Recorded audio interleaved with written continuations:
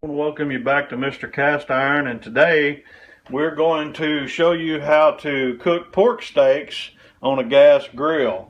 And I've got my pork steaks seasoned up. Now one of the biggest keys to this is your foundation. And what you want to do basically is you want to marinate your pork steaks overnight, or I do, and typically I use just a little general marinade. I use Italian dressing, believe it or not. And so as I got those pork steaks out of the freezer, I put them in a 2-gallon bag and I poured a whole bottle of Italian dressing in the bag with them while they thawed out. And as they thawed out, I peeled them apart so they'd be separated, and that Italian dressing can get around on all of them and marinate them. And then once I did that, after they were completely thawed out, and I basically let them marinate for about 24 hours overnight, and then I come back and I put my type of rub on there, and I use what's called strawberry shake-on seasoning. You can use anything you want to use. It doesn't matter. That's up to your preference, what you want to do. But I put my seasoning on there and I let that soak in. I put that back on my pork steaks and put it back in the refrigerator for a little while to let that all soak into the meat. So we'll get ready and we'll move out to the grill, and I'll show you how to cook pork steaks on a gas grill. Alright, here we are outside, and we're going to get this gas grill going. Now, I know gas grills are controversial to a lot of people that like to grill out, whether to use gas grill or charcoal. I know die-hard grillers like to use charcoal for the flavor, but a lot of people on the weekend, they like gas grills for the convenience. And this grill is special to me because it didn't cost that much. Matter of fact, this one was free 99. A neighbor of ours had set it out at the edge of the street for some of the scrappers or whatever to pick up, whoever. And I told my wife, I said, let's go get that and check it out and see if there's anything wrong with it. And I got to working with it and checking it out and everything. And basically there was just some burner issues and some heat shield issues that had rusted out and everything. But everything's working good. I've got it all cleaned up and ready to go. And so we've got it turned on now, and I've got the heat. Basically I've got 3 burners. This is a 4-burner gas grill, and I've got 3 burners going right now, basically for just for the simple reason of I want to regulate the temperature on it.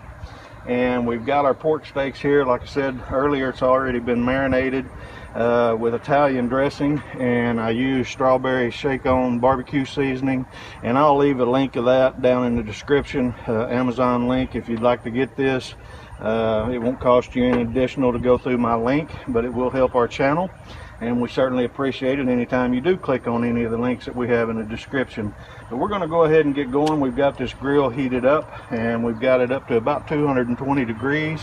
And don't you look at these pork steaks, man. This was a pork butt that we had our butcher cut up into about an inch and a quarter thickness. And so we're just going to lay these on the grill, and we're going to let them simmer or grill up for about 3 minutes on each side to get some good char on them.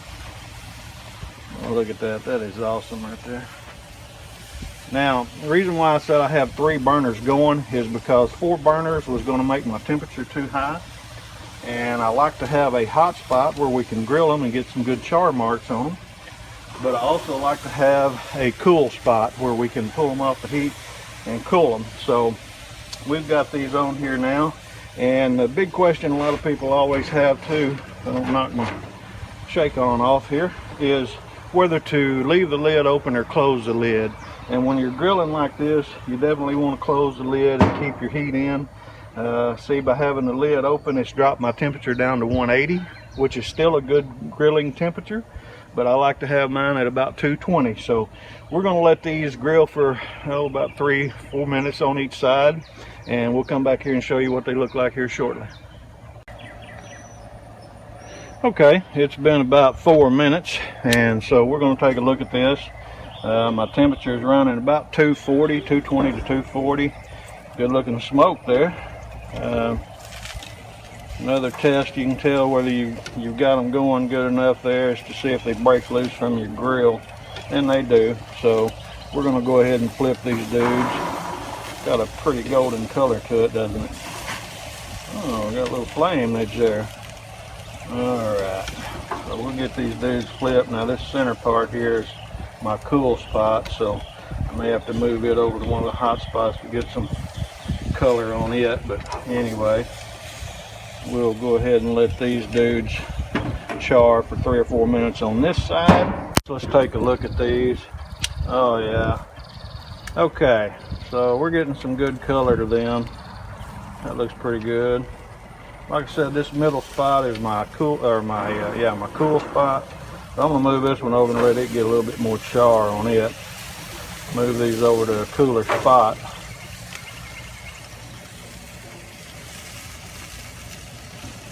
Put this one over here and let it cook a little more. Got some good color to them. Now, another thing you can do with a gas grill is regulate your hot spots and your cool spots. Like I said, I've got 3 burners on here to get the temperature to about 240 degrees.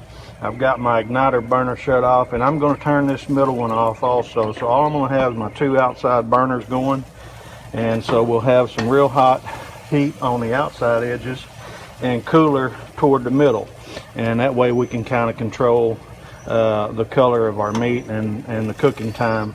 So it'll also reduce the temperature on the grill. It'll probably bring it down somewhere between 180 and 220, which that'll be fine. So we'll go ahead and let that do that, and we'll cook these probably another 10 or 15 minutes, and then we'll come back and take a look at it, and I'll show you what it looks like then. Well, it's been about 15 minutes, and let's take a look at these and see. That one there's getting pretty warm. I'll put this one over here a little closer. Keep these ones in the middle here cool. One's just cooking a little fast. That one's cooking a little fast. So basically, what temperature do you do your pork steaks and pork butts? I mean, ideally you're going to want them about 145. We're getting close. We're at 140, 141. That one's a little hot, but I had it in a hot spot, so that one's still cool. This one's going to take a little while because it's such a big piece of meat. But anyway, we're going to let these cook for another 10 or 15 minutes on this side, and we'll come back to you here shortly and show you what they look like. Alright, let's check these dudes. Oh boy, they're looking pretty. Yeah, it's getting some good color to them now. Look at that. You know, that's really good. And you see how that meat's pulling away from the bone like that. You know they're starting to cook right. I mean, some guys don't ever even use a thermometer to check their meat. They just check it by the way the meat looks on the bone like that. And getting some good color on that one. Oh yeah, these are really looking good. This old fat piece here on the end, it's going to take a little while. This one here is needing a little bit more time. I'm going to put this one back over here in this area. Somebody went by, thought they knew us, I guess. So how y'all doing? That piece there, it's going to take a little while with that end being like that. So we'll let them cook a little bit more. They've been running about 180 to 200.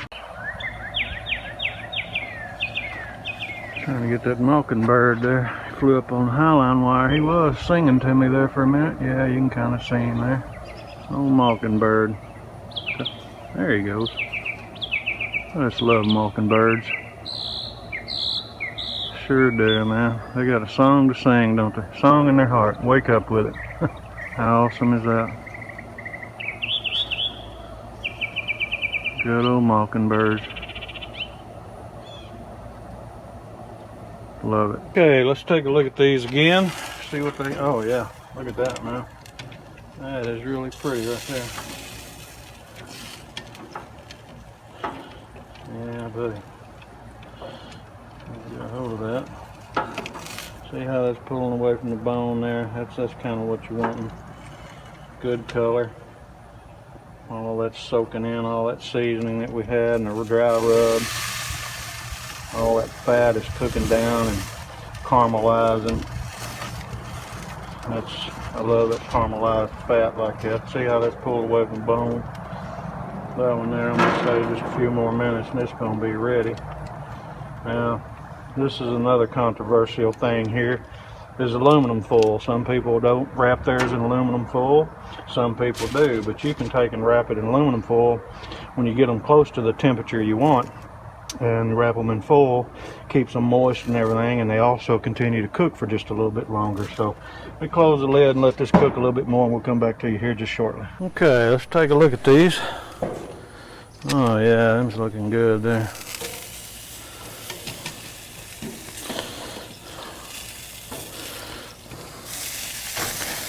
Oh yeah, I think them's baby's about done. We're gonna pull them, put them on some aluminum foil, I think.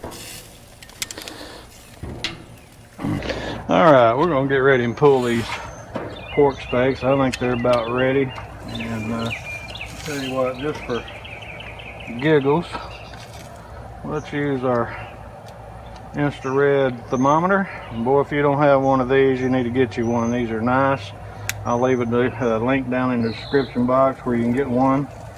Yeah, see, that's running about 160. That's 140. That's 140. That's 135. 135. They're all about 135 to 140, and that's about where I want them. I'm going to go ahead and pull them and put them in aluminum foil, let them continue to cook. And I'm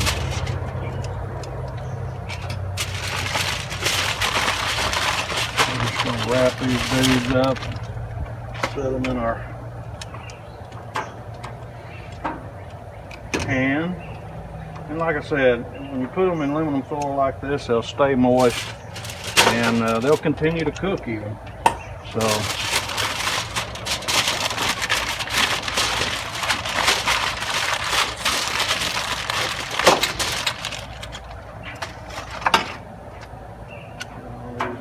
pulled here.